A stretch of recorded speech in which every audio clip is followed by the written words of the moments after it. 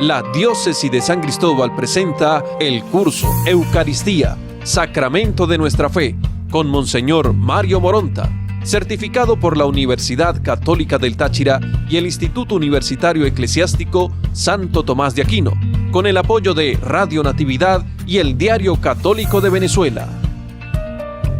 Un saludo cariñoso para todos ustedes nuevamente en esta lección número 27. Y estamos tratando el tema de la presencia real de Cristo en la Eucaristía. El Papa Pablo VI enfatiza en la necesidad de acercarse a este sacramento de la presencia con humildad y fe.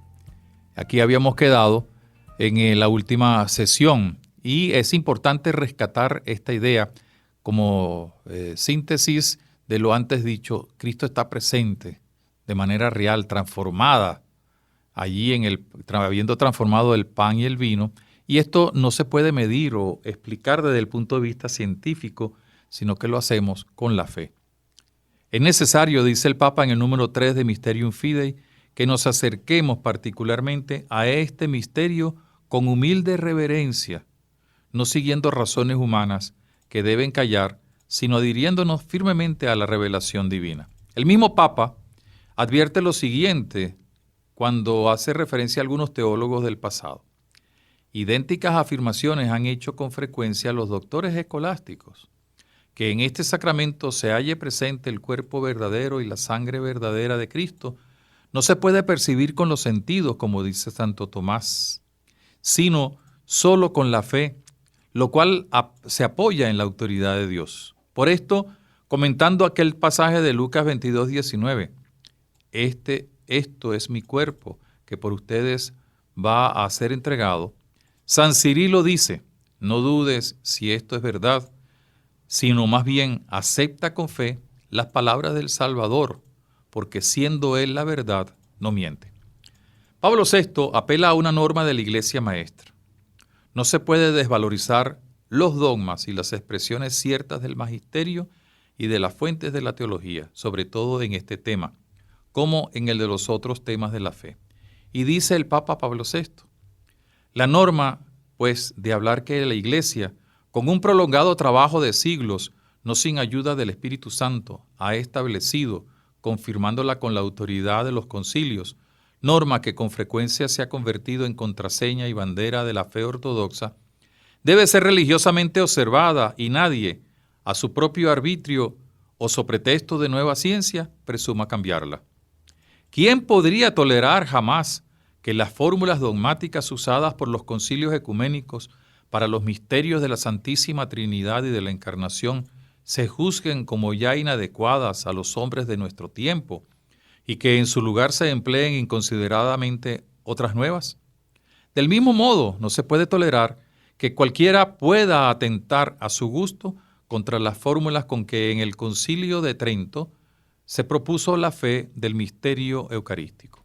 Porque esas fórmulas, dice el Papa Pablo VI, como las demás usadas por la Iglesia para proponer los dogmas de la fe, expresan conceptos no ligados a una determinada forma de cultura, ni a una determinada fase de progreso científico, ni a una u otra escuela teológica, sino que manifiestan lo que la mente humana percibe de la realidad en la universal y necesaria experiencia, y lo expresa con adecuadas y determinadas palabras tomadas del lenguaje popular o del lenguaje culto.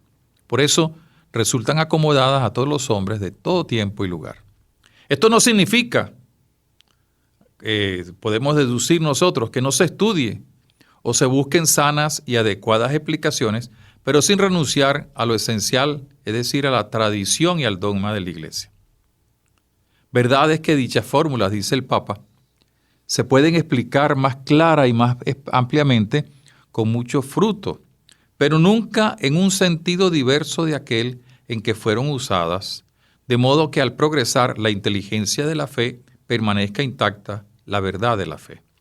Porque según enseña el Concilio Vaticano I, en los sagrados dogmas se debe siempre retener el sentido que la Santa Madre Iglesia ha declarado una vez para siempre, y nunca es lícito alejarse de ese sentido bajo el espacioso pretexto de una más profunda inteligencia. En esta línea, y en sintonía con la tradición de la Iglesia, Pablo VI va a reafirmar la certeza de la transustanciación en su carta encíclica Mysterium Fidei. Dice el Papa: mas para que nadie entienda erróneamente de este modo de presencia, que supera las leyes de la naturaleza y constituye en su género el mayor de los milagros, es necesario escuchar con docilidad la voz de la Iglesia que enseña y ora. Esta voz, que en efecto constituye un eco perenne de la voz de Cristo, nos asegura que Él no se hace presente en este sacramento, sino por la conversión de toda la sustancia del pan en su cuerpo y de toda la sustancia del vino en su sangre. Conversión admirable y singular que la Iglesia Católica justamente y con propiedad llama transustanciación. Dice el Papa: realizada la transustanciación, las especies del pan y del vino adquieren sin duda un nuevo significado y un nuevo fin, puesto que ya no son el pan ordinario y la ordinaria bebida, sino el signo de una cosa sagrada y signo de un alimento espiritual. Pero ya por ello adquieren un nuevo significado y un nuevo fin, puesto que contienen una nueva realidad que con razón denominamos ontológica. Está en el número 6 de Mysterium Fidei, que ustedes pueden ya consultar en la plataforma diócesisdesancristóbal.online, uno de los documentos que hemos puesto como material de apoyo. Reafirmamos pues con fe que estamos ante el sacramento de la presencia real de Cristo. En el caso de la Eucaristía es la presencia no de una cosa u objeto, sino de la persona del mismo Cristo resucitado. Esto es clave, con el que gracias a su autodonación por la muerte y resurrección nos encontramos y entramos en comunión. Es presencia verdadera porque se basa en sus palabras e implica su entrega por amor. Es presencia real porque hay identidad entre el Jesús histórico, el Señor resucitado y el Cristo eucarístico. Es presencia sustancial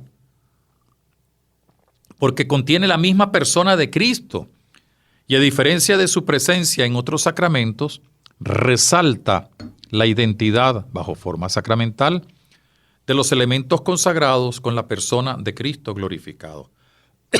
Es presencia permanente, porque es fiel y definitiva, no ficticia y transitoria. Es presencia relacionada, porque debe entenderse en relación con las diversas formas de presencia en la celebración eucarística. ¿Cuáles son esas formas de presencia? Ya la mencionamos. Presencia comunitaria en la Asamblea Reunida. Presencia evangélica en la proclamación de la palabra, sobre todo del Evangelio. Presencia en los signos del altar, en los ministros. Y finalmente presencia somática especial en el pan y el vino consagrados, en el cuerpo y la sangre de Cristo. Se trata siempre de una presencia real y personal de Cristo, aunque diversamente significada, que alcanza su plenitud y su máxima densidad en la presencia del pan y del vino, transformados, destinada a una presencia y a una transformación personal y eclesial, en compromiso y dinámica de una transformación del mundo hasta la plenitud de los tiempos. Ahora, a continuación, es bueno conocer algunas de las explicaciones que autores modernos han querido intentar explicar la transformación de las especies de pan y de vino en el cuerpo de Cristo. Por eso vamos a ver un poquito, es importante saberlo, conocer esas explicaciones, la transustanciación y otras explicaciones.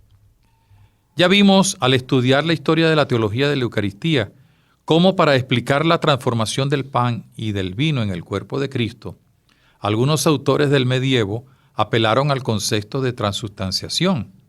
Y esto era fácil de entender desde las categorías de la filosofía aristotélico-tomista, como ya se ha señalado. En los inicios del cristianismo y en la época de los padres, este tema no fue tan tratado como en la Edad Media. Berengario, recordamos, negó la transustanciación que fue asumida posteriormente como dogma en el Concilio de Letrán IV. Trento lo vuelve a asumir como conveniente y propio, para así designar al admirable cambio que sucede en el pan y el vino eucarístico y lo ratifica como dogma de la Iglesia. Y Pablo VI de nuevo lo asume y lo reitera como algo irrenunciable al hablar de la Eucaristía. Sin embargo, en el siglo XX, luego del Concilio Vaticano II, se retoma el tema con algunas características particulares. Hay una cierta insatisfacción respecto a ese modo ya clásico de explicar el misterio eucarístico y se busca un nuevo lenguaje filosófico y teológico para acercarlos más a la comprensión del hombre de hoy. Ese misterio admirable, Cristo glorioso, que se da como alimento a los suyos, se quiere comprender mejor para poder vivirlo y transmitirlo mejor a los demás. Según pudimos advertirlo, ya lo mencionamos, en esto ha influido un cambio en la óptica en torno al concepto de sustancia. La física de hoy no parte de la distinción entre sustancia y accidente, entre el ser íntimo y el suceso o devenir del mismo. No se entiende como sustancia la unidad última, indivisible, estable del ser, a la que le suceden los procesos accidentales. La sustancia no aparece ya como soporte metafísico de los accidentes en la filosofía moderna y sobre todo en la física. El pan no es una sustancia. En todo caso sería un conglomerado de sustancias y se prefiere una concepción más dinámica con la permutabilidad entre materia y energía. Hay otros que consideran el lenguaje acerca de la transustanciación como un lenguaje más de orden cosmológico, frío y con poca referencia a lo salvífico y a lo antropológico. Es entonces cuando surgen algunas propuestas o teorías que vamos a mencionar a continuación, vamos a describirlas, sobre todo por la necesidad de conocerlos y estar advertidos ante ellas. Primero que nada vamos a recordar algo sobre la transustanciación. No es aniquilación o destrucción de las sustancias del pan y del vino, sino mutación, cambio, transformación en algo mejor. Ennoblecimiento y plenificación, lo mismo que sucede con el alimento en la persona. Las sustancias del pan y del vino se transustancian en algo mejor. Y esto no significa destruir las sustancias de pan y vino, sino más bien exaltarlas y ennoblecerlas. Por tanto, la transustanciación es la transformación del pan y el vino en el cuerpo y la sangre de Cristo, que acontece en la Eucaristía, sobre todo en la anáfora con las palabras de la consagración y en particular del poder de Dios por Cristo y el Espíritu, permaneciendo la realidad de las apariencias visibles que llamamos las especies del pan y del vino. Por lo que, aún viendo una realidad empírica de pan y vino, sintiéndola, incluso saboreándola, lo que por ello se nos ofrece es su cuerpo y sangre, es decir, la misma persona del Señor resucitado y no otra cosa. Es interesante tener en cuenta la opinión de Karl Rahner, uno de los mayores teólogos de los últimos tiempos, que manifiesta que la doctrina de Trento acerca de la transustanciación no hay que deducirla, ojo, esto es interesante, de los teoremas filosóficos, sino más bien hay que verlo como una consecuencia del pensamiento teológico, del dato teológico, el cual tiene como fuente la palabra y la tradición de la Iglesia. Hay otra definición o manera de acercarse que se ha dado en los últimos tiempos, que se llama transignificación y transfinalización. Esto lo voy a mencionar, yo sé que un poco quizás difícil, pero por lo menos saber que existen estas cosas es importante. Por la consagración, según los que defienden esta presentación de transignificación y transfinalización, Cristo cambia objetivamente esta sustancia del pan, es decir, su destino, su función, su finalidad, viniendo así a recibir un nuevo significado y a ser signo verdadero de su presencia activa y de su santificación. Mientras con la transfinalización se indica la destinación y finalidad, la relación hacia que se atribuye al pan y al vino. La transsignificación indica el nuevo significado que adquiere la realidad a partir de aquel fin al que se destina. Esta postura presenta algunas dificultades serias. Lo que busca es suplantar, no integrar, la transfinalización-transsignificación en la realidad de la transustanciación, con lo que no se salvaría el cambio o transformación interna ontológica del pan y del vino consagrado. Es decir, es una aplicación acomodaticia, hecha con muy buena intención, pero no es del todo aceptada. Y entre los exponentes les va a llamar la atención de esta tendencia está Eduardo Schillebeeckx, Bachoqui, Lenhardt y José Ratzinger, entre otros. También existe otra manera de explicarlo, se llama la concomitancia, que se dio sobre todo en el medievo y en esa época. Se entiende así la presencia de Cristo entero, íntegro en su cuerpo y sangre, en su naturaleza humana y divina, bajo cada una de las dos especies, de tal manera que en el pan no solo se encuentra la sustancia o realidad del cuerpo, sino la realidad personal entera de Jesús con todo lo que esto implica. Y lo mismo bajo la especie del vino. Es la explicación más personalista de lo que se quiere decir cuando hablamos de presencia verdadera, real, sustancial de Cristo. Es igualmente una forma de salir al paso de falsas concepciones sobre una presencia de Cristo partido o desmembrado en trozos, o muerto por la separación del cuerpo, sangre, o encerrado como un receptáculo en las especies. Esta tendencia, pues lo que dice es que el pan y el vino siguen siendo pan y vino, pero se le pega, se le agrega, se le añade el cuerpo y la sangre de Cristo.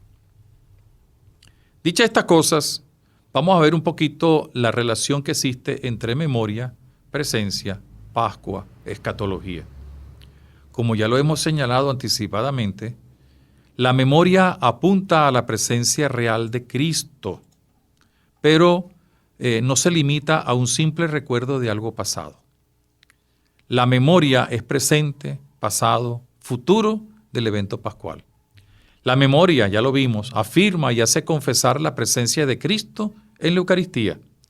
Ya el hecho de un mandato eucarístico en las palabras de la institución nos permite ver cómo se hace presente un evento que puede ser localizado en el pasado, pero se hace presente para obtener los frutos en el momento actual de su celebración.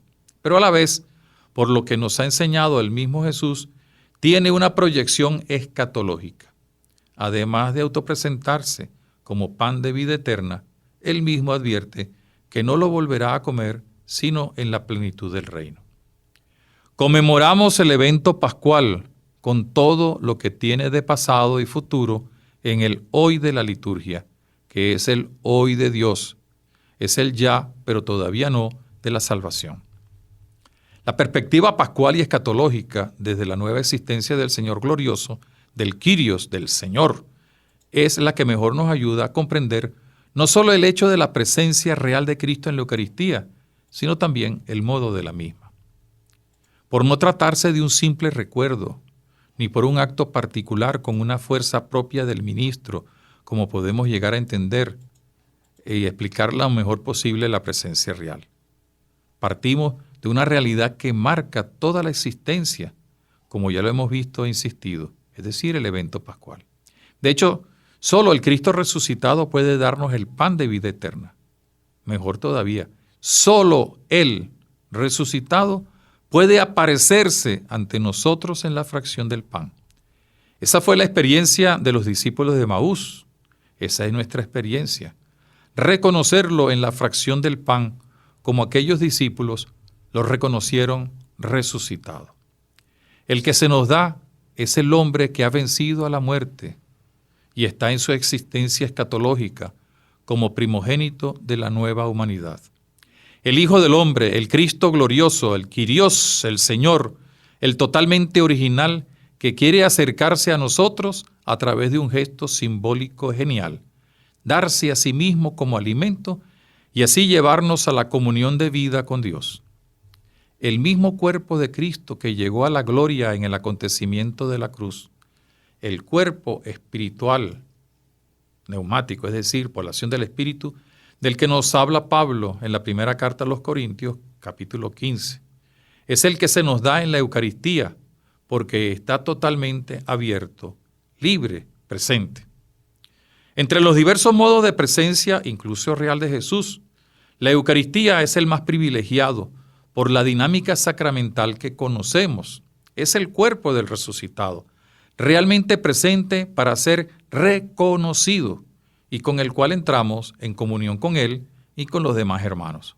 Ya lo indicamos, Él se aparece, se nos revela, se nos da a conocer y nos hace entrar en su comunión mediante las especies del pan y del vino. Aquí es cuando y donde entra en acción el Espíritu Santo, como lo hemos visto al hablar de la epíclesis. Entonces, la realidad íntima del pan y del vino se transforma y queda cambiada como fundida en Jesús resucitado por el Espíritu. Podemos pensar en otro aspecto que nos ayude a esta reflexión. Nos puede servir el dinamismo transformador que nos ha convertido en hijos de Dios. Es el efecto del misterio pascual con la nueva creación. No significa que se debe destruir lo que ya existe. Más bien, es dejar penetrar de la fuerza renovadora, purificadora y salvífica del misterio pascual, del evento pascual, del Cordero de Dios inmolado por y para nuestra salvación. La palabra creadora de Cristo también se manifiesta en su Eucaristía. Su palabra realizadora, no solo indicativa o interpretativa, es la que al pan y el vino le dan su nueva realidad pascual y escatológica. Es Él quien habita en plenitud estos dos elementos para darse a la comunidad. En la Eucaristía podemos decir que llega a culminación la creatividad dinámica de la palabra de Cristo. Esto es mi cuerpo. Esta es mi sangre. Todo esto acontece gracias a la acción del Espíritu. El mismo Espíritu Santo que resucitó a Jesús del sepulcro es el que también conduce dinámicamente a la escatología a toda la iglesia y a la humanidad. El Espíritu invocado por la comunidad es el que da al pan y al vino la nueva realidad, haciéndolos pascuales y transformándolos íntimamente. Algunos autores hablan de la escatologización del pan y del vino, es decir, esa característica de vida eterna, el pan de vida eterna, bebida de salvación. En el fondo lo que sucede en la Eucaristía es que se hace memoria de un presente que ya incluye el futuro. Por algo hablamos del pan de vida eterna y de la salvación en la bebida, el cáliz de salvación. Incluso en nuestras catequesis y enseñanzas solemos mencionar la realidad de anticipar el banquete del reino. Además, proclamamos la muerte y resurrección de Cristo hasta cuando Él venga. No olvidemos que hemos hablado de la memoria del futuro en una de las últimas sesiones. Hacemos presente en nuestra Eucaristía el evento escatológico del banquete del reino. La parusía, que es la venida final, al final de los tiempos del Señor, la parusía del Hijo del Hombre no es algo meramente futuro, ya es actualidad. La vamos anticipando. La Iglesia se incorpora a la resurrección escatológica de Cristo en la Eucaristía. Por algo es banquete anticipado del reino de Dios. Este sacramento no es solo actualización de la Pascua pasada, sino también de la Pascua del reino definitivo. La presencia del Kyrios, por su parte, del Señor, ya no tiene sucesión de tiempo. Para Él todo es hoy, exaltado como está, junto a Dios y lleno de su Espíritu. No olvidemos nunca la fuerza de recreación, es decir, de la nueva creación que tiene el evento pascual. Nos permite entrar en el ámbito de lo divino al convertirnos en hijos de Dios y nos hace ciudadanos del cielo. Quien nos va introduciendo al cielo es el mismo que transforma el pan y el vino en su cuerpo y sangre. y lo hace como resucitado con la cooperación del Espíritu Santo. El cambio que se da en las especies del pan y del vino no es la transformación de una realidad de este mundo a otra realidad de este mismo mundo, no. Es el cambio de una realidad concreta, medible, el pan, el vino, que es de este mundo, a una realidad que es superada y que pertenece a la nueva creación, es decir, el cuerpo glorioso de Cristo. Entonces, el problema no está en imaginarnos una forma especial de cambio de sustancias mundanas, sino en creer, en no creer, también para aquellos que no lo aceptan, pero sí en creer en la realidad de Cristo glorificado que puede advenir al centro de la materia para hacer realidad con la nueva creación una manifestación sacramental de su presencia.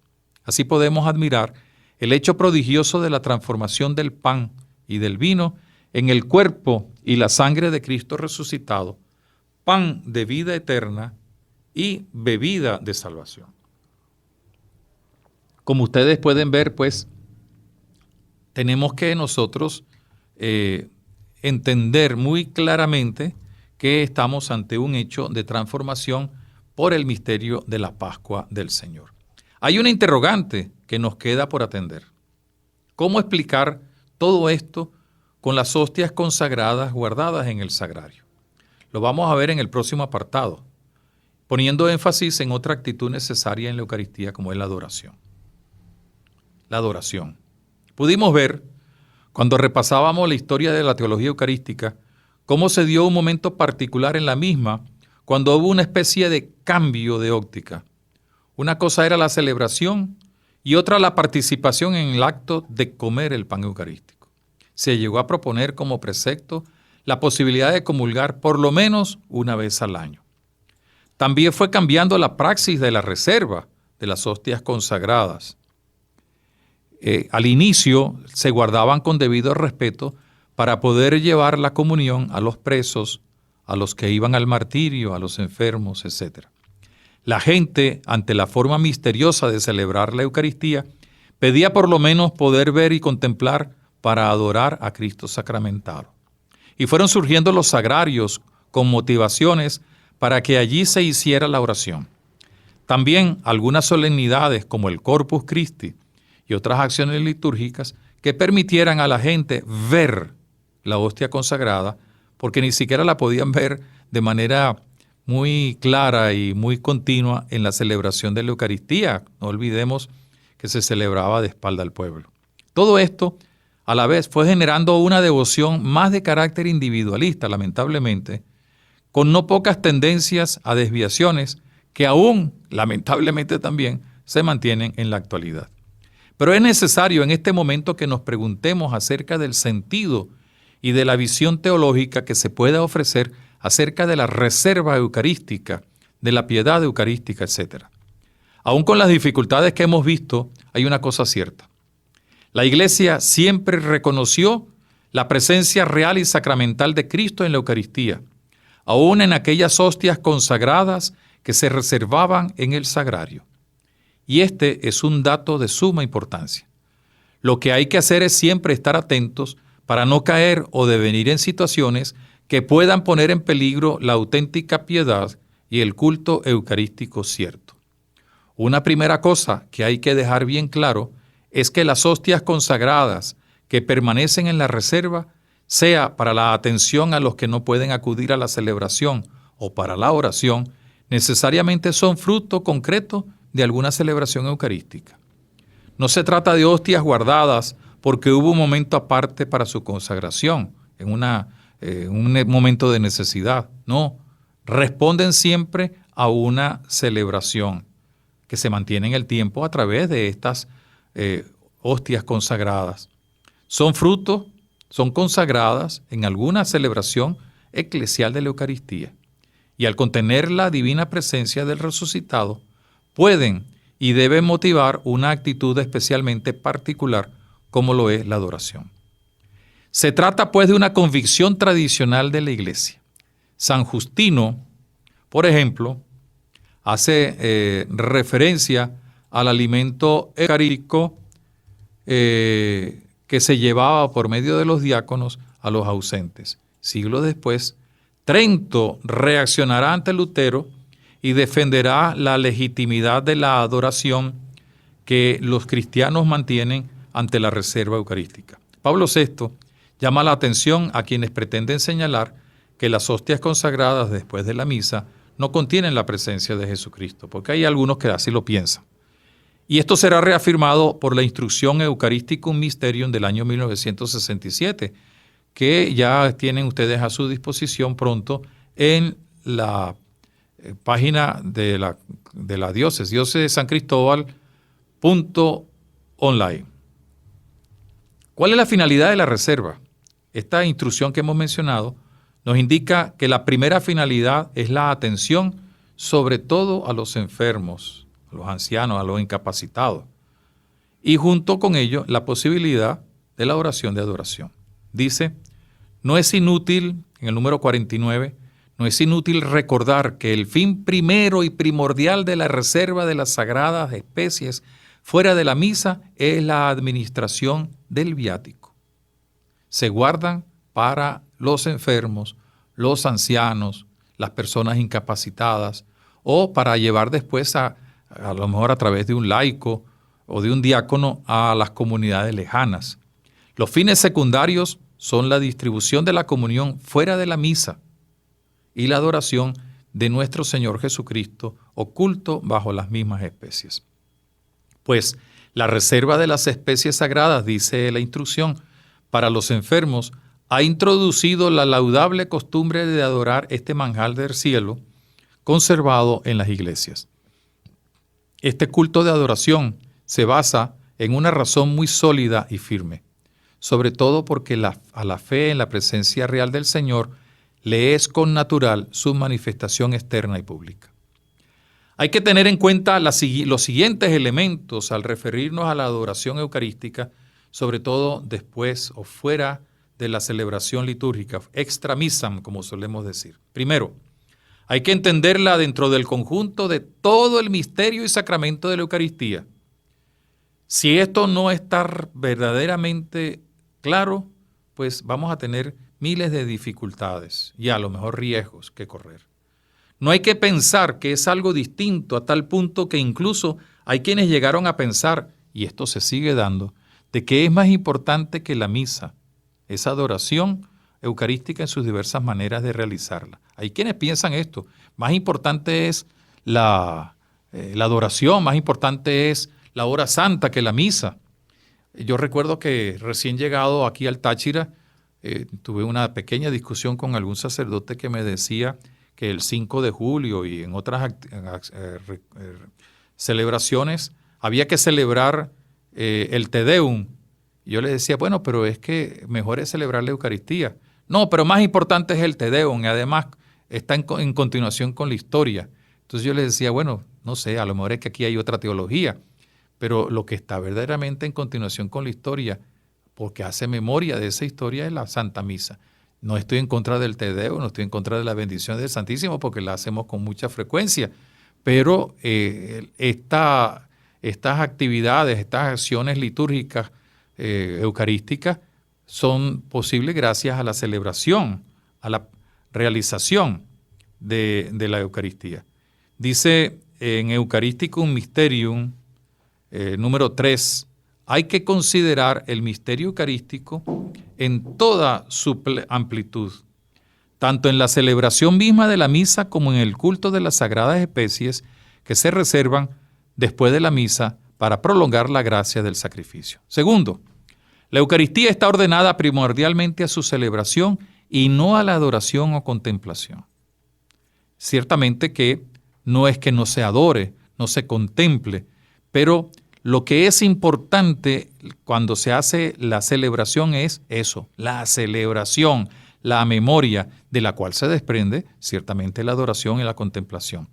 Sin embargo, es necesario recordar que el hecho de que las especies de pan y vino se conviertan en el cuerpo del Señor resucitado, ya dentro de la misma celebración, debe llevarnos a una proclamación de fe y de adoración. Y por eso, después de las palabras de la institución o de la consagración, solemos decir, este es el misterio de la fe, y proclamamos su muerte, proclamamos su resurrección. No es un momento para decir otras cosas, que quizás son muy bonitas y tiernas y hacen hasta llorar de la emoción, pero no es eso lo que hay que decir. Hay que reconocer la presencia de Jesucristo vivo, resucitado. Tercero, en la Eucaristía está de verdad presente el Señor, Cordero de Dios inmolado. La permanencia de Cristo en las especies eucarísticas, nos dice la instrucción eucarístico misterio, será por tanto el signo concreto, inmediato y permanente de la presencia encarnada de Dios con nosotros. Será la llamada constante a una aceptación del don de Dios, en la autodonación a los demás de la propia vida. Será la referencia significante a la verdad mistérica y ética de la Eucaristía. Será, en fin, el recuerdo de la inmediatez de Dios y de la misión y las tareas de la Iglesia. Cuarto, el culto fuera de la misa, extramisa, es legítimo. Fíjense bien, es legítimo.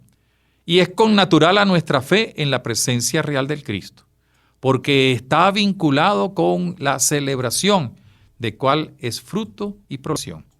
La celebración de la Eucaristía en el sacrificio de la misa es realmente el origen y el fin del culto que se le tributa fuera de la misa.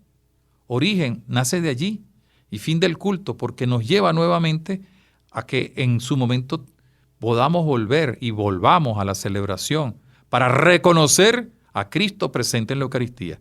Porque las sagradas especies que quedan después de la misa no solo proceden de la celebración de la misa, sino que se guardan para que los fieles que no puedan asistir a la misa se unan a Cristo y a su sacrificio, celebrada en la misa, por medio de la comunión sacramental recibida con las debidas disposiciones. Número 3, de Eucarístico Misterio. Quinto, el culto eucarístico recuerda las diversas formas de presencia de Cristo en la Iglesia, de las cuales ya hablamos en la sesión pasada. Sexto, además, prolonga el clima eucarístico de la celebración. Dice la Eucarístico Misterio, la conservación de la Eucaristía en el tabernáculo tiene la función de prolongar y hacer presente entre nosotros la misma intercesión celeste de Cristo, sacerdote, que proviene del sacrificio de la cruz y que actualizamos sacramentalmente. Cristo es la plegaria preexistente, subsistente, que ha sido acogida en plenitud por Dios y ha puesto en comunión al hombre con Dios por la muerte y resurrección. En la Eucaristía se prolonga esta plegaria sacerdotal a la que nos asociamos todos los participantes. La permanencia de Cristo en la Eucaristía nos recuerda su permanente mediación e intercesión ante el Padre y nos estimula a unirnos personal y eclesialmente a esta intercesión salvadora que nos hace solidarios en la fe, la caridad y la esperanza. Séptimo, también hace posible uno de los efectos propios de la Eucaristía, prolongar la posibilidad del encuentro con Cristo. Y es importante, asimismo, el considerar la presencia de Cristo en la Eucaristía como una llamada permanente al encuentro personal de amistad con Cristo. Octavo, asimismo, el culto eucarístico nos prepara para una celebración más profunda, ya lo indicamos hace un momento. Los fieles, cuando veneran a Cristo presente en el sacramento, recuerden que esta presencia proviene del sacrificio y se ordena a la comunión al mismo tiempo sacramental y espiritual. Así pues, la piedad que impulsa a los fieles a acercarse a la Sagrada Comunión les lleva a participar más plenamente en el misterio pascual y a responder con agradecimiento al don de aquel que por medio de su humanidad infunde continuamente la vida divina en los miembros de su cuerpo. Permaneciendo ante Cristo el Señor, disfrutan de su trato íntimo, le abren su corazón pidiendo por sí mismos y por todos los suyos y ruegan por la paz y la salvación del mundo. Ofreciendo con Cristo toda su vida al Padre en el Espíritu Santo, sacan de este trato admirable un aumento de su fe, su esperanza y su caridad. Así fomentan las disposiciones debidas que le permitan celebrar con la devoción conveniente el memorial del Señor y recibir frecuentemente el pan que nos ha dado el Padre. Número 50 de Eucarístico Misterio. Noveno, el culto eucarístico, al favorecer el encuentro personal y comunitario con Cristo, contribuye también a la comunión íntima con el Señor, número 38 de la instrucción antes mencionada. 10. El culto eucarístico nos permite profesar continuamente nuestra fe en el sacramento del misterio pascual. Heredamos el fruto magnífico de la muerte y resurrección de Cristo. Es una nueva oportunidad para reafirmar que somos ofrendas vivas, identificadas con la gran ofrenda viva que se ofrece al Padre por la salvación de la humanidad. Como bien le expresa la instrucción Eucarístico Misterio en el número 3, de estos principios se debe deducir normas para la ordenación en la práctica del culto debido a este sacramento aún después de la misa y para armonizarlo con la recta ordenación del sacrificio de la misa, según el sentido de las prescripciones del Concilio Vaticano II y de otros documentos de la sede apostólica. Sobre ello volveremos en la tercera parte de este curso. Para terminar con este apartado sobre la presencia, quisiera transcribirle, gracias al apoyo del teólogo Dionisio Borovio, las características que nos ofrece el Congreso Eucarístico de Sevilla de 1992 sobre la adoración eucarística.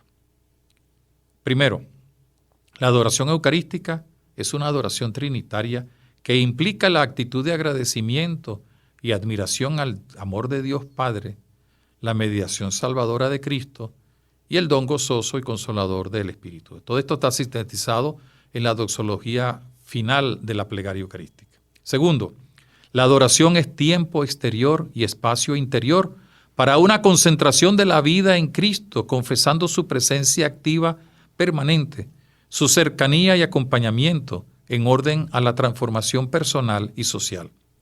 La adoración es la contemplación y reconocimiento de la presencia sacramental y real de Cristo en las especies, fuera de la celebración de la misa, así como la prolongación de la Eucaristía en la vida. Cuarto, la adoración es un verdadero encuentro dialogal, por el que en la contemplación y admiración silenciosa nos abrimos a la experiencia de Dios, al gozo y alegría de la fe, de donde dimana la fuerza para una acción más consecuente y evangelizadora.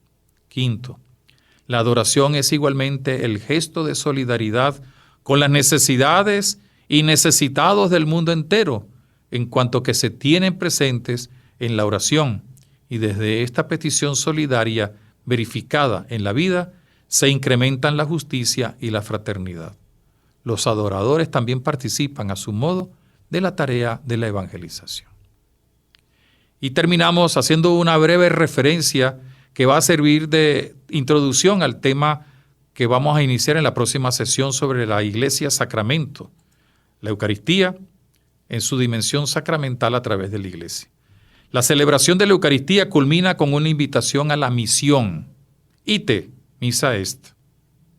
Es una invitación a asumir eucarísticamente el mandato evangelizador de Cristo, porque al anunciar la palabra de vida eterna, se está anunciando el evangelio del pan de vida, hecho también cuerpo en la Iglesia. Por eso, un elemento a tener siempre presente en consideración en la acción evangelizadora de la Iglesia es su vinculación con la Eucaristía.